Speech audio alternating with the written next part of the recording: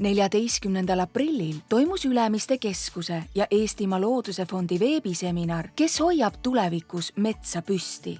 Eestimaa Looduse Fond toetab metsade mitmekesisust ja vastutustundlikku metsamajandamist. Eestimaa Looduse Fondi eesmärgid ühilduvad Ülemiste Keskuse ühe põhiväärtusega – väärtustada ja hoida Eesti keskkonda ja loodust. Seetõttu on Ülemiste Keskus toetanud Eestimaa Looduse Fondi jätkusuutliku metsandusega seotud tegevusi alates 2018. aastast. Veebiseminari käigus tutvustasid Ülemiste Keskus ja Eestimaa Looduse Fond metsade olulisust ning loodussõbralikku metsamajandamist lageraiete alternatiivina. Looduse hoidmine, maakera hoidmine ja kliima hoidmine.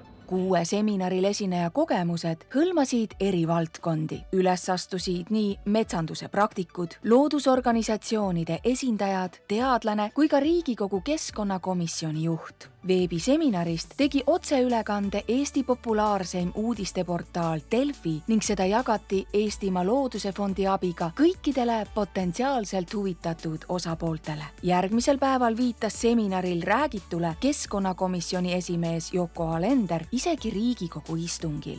Veebiseminari käigus tutvustas Ülemiste Keskus koostööd Eestimaa Looduse Fondiga, levitas teadlikkust loodussõbralikust metsamajandamisest ja andis oma panuse rohelisema tuleviku nimel.